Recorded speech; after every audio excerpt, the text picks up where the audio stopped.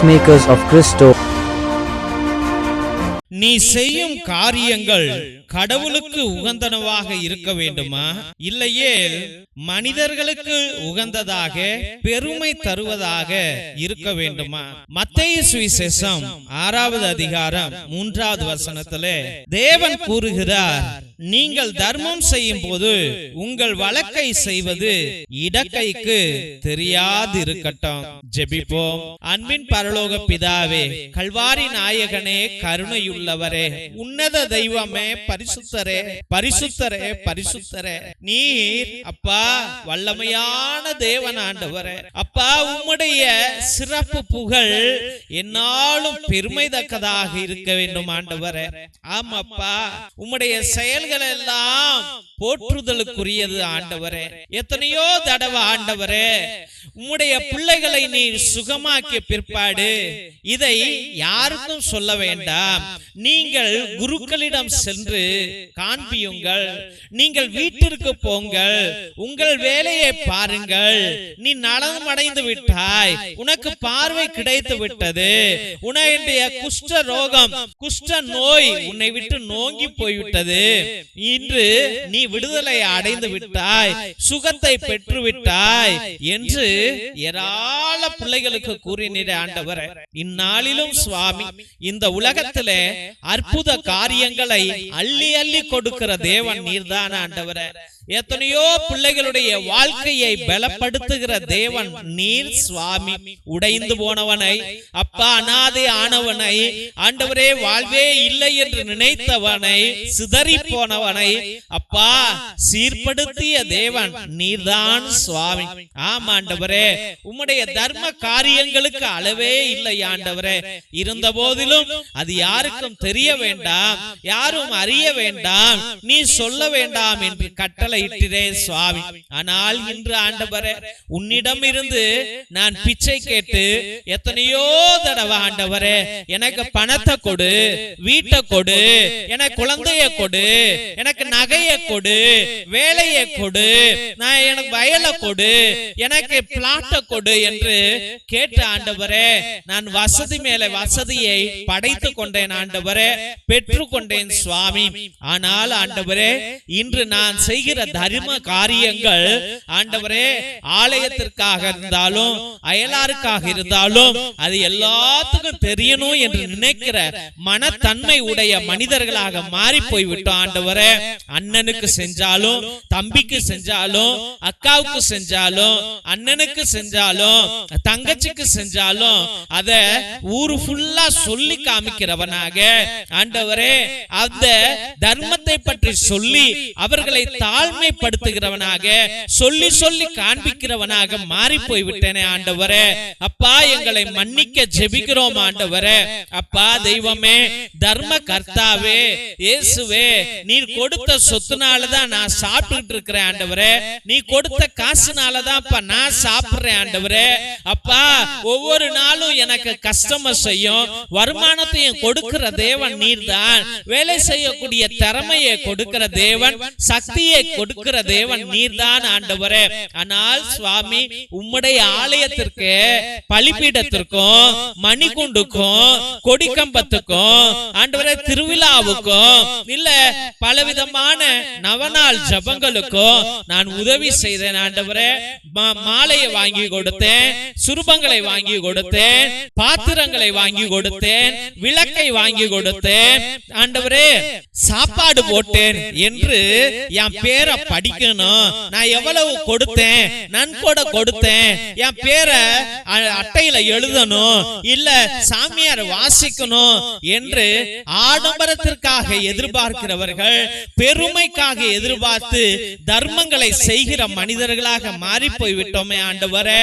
இயேசு ராஜாவே, உனது வலது கை செய்வது இடது கைக்கு தெரிய வேண்டாம் என்று சொன்னீரே, ஆனால் ஊருக்கே தம்பரம் அடிக்கிற கிறிஸ்தவர்களாக நாங்கள் மாறி மாறி போய் விட்டோமே சுவாமி, எங்கள் பாவங்களை மன்னிக்க செபிக்கிறோம் ஆண்டவரே.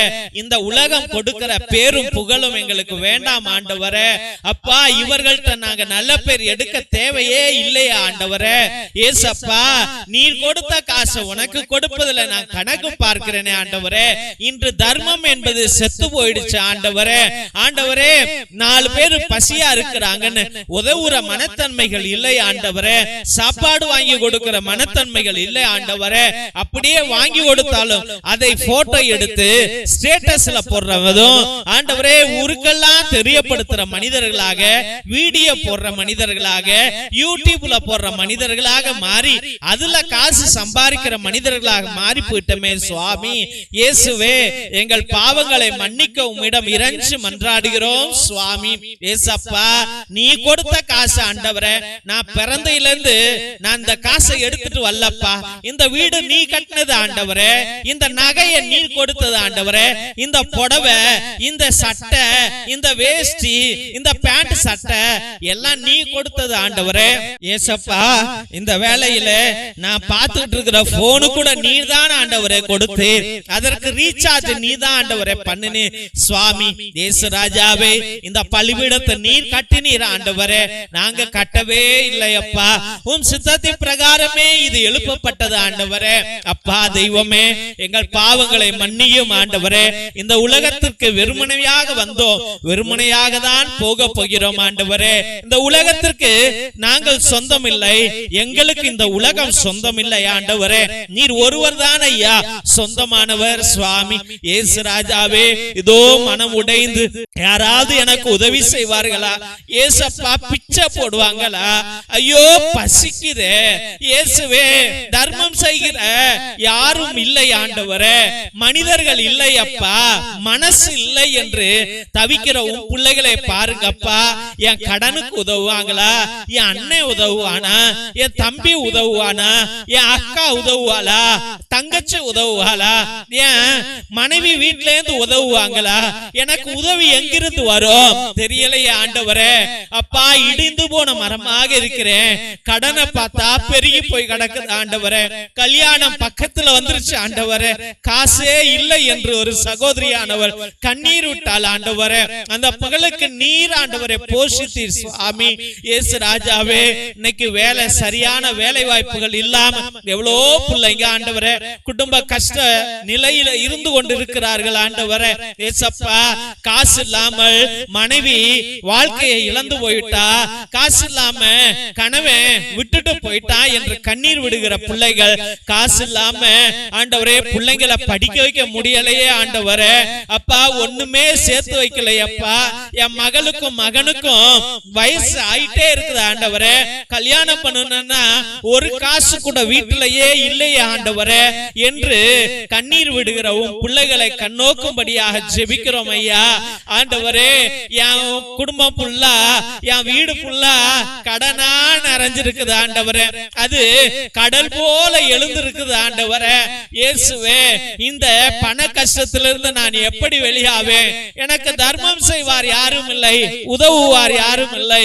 எனக்கு உதவி எங்கிருந்து வரும்?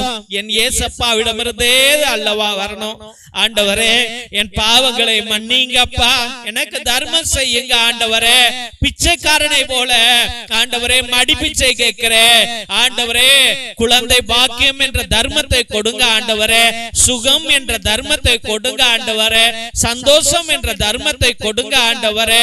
வளர்ச்சி என்ற தர்மத்தை கொடுங்க ஆண்டவரே. பாசம் என்ற தர்மத்தை கொடுங்க ஆண்டவரே. ஆண்டவரே, என் குடும்பம், என் குடும்ப வாழ்க்கை என்ற தர்மத்தை கொடுங்க ஆண்டவரே. என் குடும்பம் ஒற்றுமையாக இருக்கணும் என்ற தர்மத்தை கொடுங்க ஆண்டவரே. இயேசு ராஜாவே, எனக்கு தர்மம் செய்யுங்கப்பா.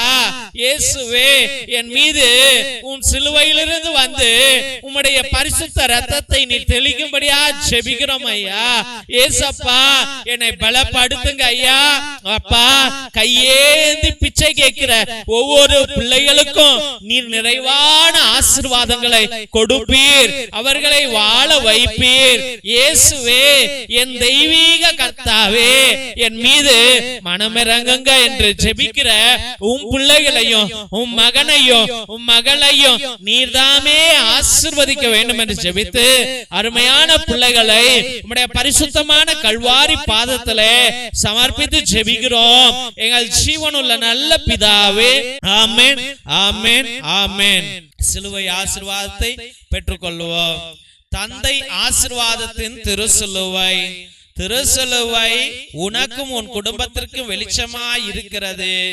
நரக சர்ப்பம் உனக்கு அதிபதியாக வேண்டாம். சாத்தானே அப்பாலே போ. அபத்தங்களை பிள்ளைகளுக்கு போதிக்காதே. நீ கொடுப்பது தீது, நீயே அந்த நஞ்சை உட்கொள். திவ்ய நற்கருணை ஆசீர்வாதத்தை பெற்றுக்கொள்வோம். எல்லாம் வல்ல இறைவன் தந்தை, மகன், தூய ஆவியார் உங்களையும் உங்கள் குடும்பத்தாரையும் ஆசீர்வதித்து வழி நடத்தி காத்தருள்வாராக. ஆமென், ஆமென், ஆமென். இறை இயேசுவில் அன்பார்ந்த தெய்வ பிள்ளைகளே, ஒவ்வொரு நாளும் மதியம் 3 மணியிலிருந்து 5 மணி வரைக்கும் தேவனோடு ஒன்றித்து எல்லா பிள்ளைகளையும் ஒரே குருவானவர் எல்லா ஜெபங்களையும் சொல்லி அவ்வளவு அருமையாக நற்கருணை ஆராதனையிலும் இந்த ஜெப வழிபாடுகளிலும் திருப்பலியையும் எல்லா ஜெபங்களையும் உங்களுக்காக சொல்லி அர்ப்பணிக்கிறார் என்றால் எவ்வளவு வல்லமையான தேவன் வல்லமையை உங்கள் மீது பொழிவார் என்பதை நீங்கள் சிந்தித்து பாருங்கள். அதனால் உங்கள் திருப்பலி கருத்துக்களை நீங்கள் அனுப்பலாம், தயங்காமல் அனுப்பலாம். காசு இல்ல சாமி, கடன்ல இருக்கிறோம், தயங்காமல் நீங்க லைவ் சாட் மூலியமாக கூட நீங்கள் அனுப்பலாம். இன்னும் சில பேர் நேர்த்தி வைங்க, உங்களுடைய கருத்துக்கள் நிறைவேறல, விண்ணப்பங்கள் பயங்கரமான கஷ்டங்கள்ல இருக்கிறோம் அப்படின்றது சில பேரு நேர்த்தி வச்சுக்கிட்டு இது போல ஆண்டவரே இது நிறைவேறிச்சுன்னா நான் 33 பூசை ஒப்பு கொடுக்கிறேன் ஆண்டவரே, 77 பூசை ஒப்பு கொடுக்கிறேன்னு நேர்த்தி வைங்க, வேண்டுதல் வைங்க. 5 பூசை 7 பூசை ஒப்பு கொடுக்கிறேன் ஆண்டவரே, இல்ல 10 பூசை ஒப்பு கொடுக்கிறேன் ஆண்டவரே, 12 பூசை ஒப்பு கொடுக்கிறேன் ஆண்டவரே, 33 பூசை ஒப்பு கொடுக்கிறேன்னு நேர்த்தி வைக்கும் போது தேவன் இன்னும் அதிசயங்களை செய்வார். அது ஒன்று. 2வது தெய்வ பிள்ளைகளே, நாங்க உங்கள்கிட்ட காசோ பணமோ கேட்கல. 2 மணி நேரம் உங்களுக்காக எல்லா செலவுகளும் பண்ணிட்டு camera on, net on, light on, எல்லாம் ஆன்ல இருந்துட்டு உங்களுக்காக ஜெபித்து கொண்டு இருக்கிறோம். உங்கள்கிட்ட இருந்து நாங்க எதுவும் எதிர்பார்க்கல. தயவுசெய்து பார்க்கிறவர்கள் இதை சப்ஸ்கிரைப் பண்ணுங்க, இதை ஷேர் பண்ணுங்க, உங்களுடைய வாட்ஸ்அப் ஸ்டேட்டஸ்ல வைங்க, உங்களுடைய வாட்ஸ்அப் குரூப்ல பகிருங்கள், ஃபேஸ்புக்ல பகிருங்கள். உங்களுக்கு தெரிஞ்சவங்கள்ட்ட இந்த ஜபத்துல ஈடுபட்டதுக்கு சொல்லுங்க, அவங்களையும் சப்ஸ்கிரைப் பண்ண சொல்லுங்க. இது வளர்ந்தால்தான் எங்க ஃபாதர் எங்களுக்கு பர்மிஷன் கொடுப்பாங்க. இல்லைன்னா நான் எவ்வளவு கேட்டாலும் ஃபாதர் பர்மிஷன் கொடுக்க மாட்டார். அதனால் தெய்வ பிள்ளைகளை இதை வளர்க்க வேண்டும் என்று அன்போடு வேண்டுகிறோம். மற்றுமாக நாங்கள் எத்தனையோ ஏழை எளிய குடும்பங்களுக்கும் பிள்ளைகளுக்கும் உதவி செய்து கொண்டிருக்கிறோம். நாங்க உங்கள்கிட்ட காசு பணம் கேட்கல தெய்வ பிள்ளைகளே. ஒரே ஒண்ணு என்னன்னா, உங்க அண்ணன் பிள்ளைங்க, தம்பி பிள்ளைங்க, உங்க பிள்ளைங்க ட்ரெஸ் இருக்கும், பழைய ட்ரெஸ் இருக்கும், பயன்படுத்திய ட்ரெஸ், ட்ரௌசர், டிஷர்ட் அப்படின்னு இருக்கும். அதை தயவு செய்து சிலப்ப பத்தாம போயிருக்கும், அந்த ட்ரெஸ்ஸை நீங்க பேக் பண்ணி எங்களுக்கு அனுப்புங்க, பார்சல்ல போட்டு விடுங்க. ஒரு 100 ரூபா ஆகும், இல்லை 200 ரூபா ஆகும் பார்சல்.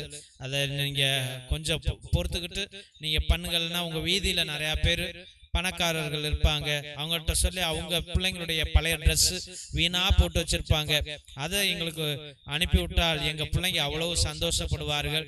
அதை தயவுசெய்து செய்யுங்கள். முடிந்த அளவுக்கு ஏதாவது நோட்டு புஸ்தகம், பேனா, பென்சில், ஒரு பென்சில் ஒரு பேனா இருந்தா கூட, ஒரு ஸ்கேல் இருந்தா கூட எங்களுக்கு அவ்வளவு சந்தோஷம் தெய்வ பிள்ளைகளே. அதை அனுப்பி வைக்கும்படியா அன்போடு வேண்டுகிறோம். மற்றுமாக உங்களுக்கு ஏதாவது தெய்வன ஆசீர்வாதங்கள் கொடுத்திருந்தால், ஏதோ ஒரு மிடில் கிளாஸ் ஃபேமிலி, இல்ல உங்களுக்கு மனசு இருந்தால், நாங்க உதவுற குடும்பங்கள்ல பல்பு கிடையாது, கரண்ட் கிடையாது, அந்த வீட்டுல சோலார் லைட் ஏதாவது உங்களால முடிஞ்சா ஒரு 200 ரூபா 300 ரூபா போட்டு ஒரு 2-3 சோலார் லைட் நீங்க வாங்கி அந்த குடும்பங்களுக்கு கொடுத்தால் மிகவும் நல்லதாக இருக்கும் தெய்வ பிள்ளைகளை. மிரக்கல் ஆயில் எத்தனையோ நோய்களை, வலிகளை, ஆஸ்மாவை, மூச்சு வாங்கல, இழப்பு வாங்கல், ஃபீவரை, தலைவலிய, பல்லு வலிய, கை கால் மூட்டு வலிக்கு அவ்வளவு உதவுது, பிபி சுகருக்கு உதவுது. அதை நீங்கள் வாங்கி பயன்படுத்தும்படியாக அன்போடு வேண்டுகிறோம். மற்றுமாக இந்த இரத்தத்தின் விடுதலை ஜெப புத்தகம், இதை வாழ்நாள் முழுவதும் நீங்கள் சொல்லும்படியாக அன்போடு வேண்டுகிறோம். இது உன்னத ஜெப புத்தகம். 120 வருஷத்துக்கு முன்னாடி நம்முடைய மூதாதையர்கள் பயன்படுத்திய புஸ்தகம். அந்தோனியா தகடு, செபஸ்தியா தகடு, அதில் உள்ள ரகசிய ஜெபங்கள் அடங்கிய புத்தகம். சாத்தான்களை கட்டுகிற புத்தகம், நோய்களை தீர்க்கிற புத்தகம், செய்வினைகளை அகற்றுகிற புத்தகம் இது. இதை வாங்கி நீங்கள் உங்களுடைய வாழ்க்கையில பயன்படுத்தும்படியாக அன்போடு வேண்டுகிறோம். Praise the Lord. ஹல்லேலூயா.